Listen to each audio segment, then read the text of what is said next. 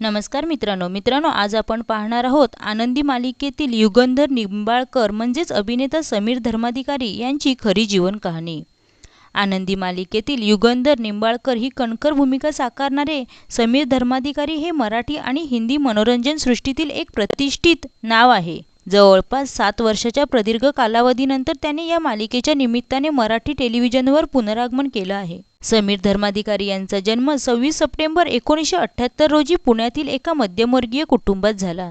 त्यांचे शिक्षण पुण्यातच झाले असून ते व्यवसायाने इंजिनियर आहेत। अभिनयात येण्यापूर्वी त्यांनी हायड्रॉलिक मशीन डिझायनर म्हणून काम केले आहे। पुण्यात नोकरी करत असतानाच त्यांनी स्थानिक स्तरावर रंगभूमीवर काम करायला सुरुवात केली होती। समीर यांनी आपल्या करिअरची सुरुवात मॉडेलिंगपासून केली।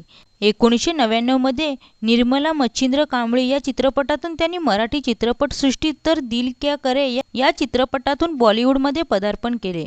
त्यांनी मुख्य भूमिका साकारलेल्या निरोप या चित्रपटाला सर्वोत्कृष्ट मराठी चित्रपटाचा राष्ट्रीय पुरस्कार मिळाला आहे। समीर धर्माधिकारी यांनी चक्रवर्तीन, अशोक सम्राट मधील सम्राट बिंदुसार मौर्य, झाशी की राणी मधील गंगाधरराव नेवाळकर आणि महाभारत मधील राजा शंतनू या त्यांच्या भूमिका अत्यंत गाजल्या। शेर शिवराज, पावनखिंड, फतेह शिकस्त आणि लालबाग परळ यासारख्या चित्रपटात त्यांनी महत्त्वाच्या भूमिका केल्या आहेत। समीर धर्माधिकारी यांच्या पत्नीचं नाव अपर्णा धर्माधिकारी आहे।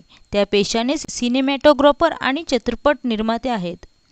त्यांना सरस्वती आणि पार्वती अशा 2 मुली आहेत। त्यांनी आपल्या मुलींची नावं आधुनिक न ठेवता पारंपरिक ठेवण्याला पसंती दिली आहे।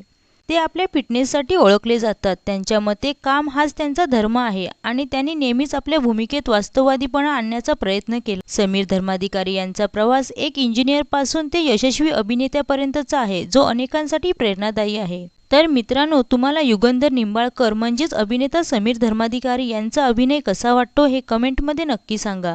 व्हिडिओ आवडल्यास चॅनलला सबस्क्राईब करा आणि बेल आयकॉन दाबा। धन्यवाद।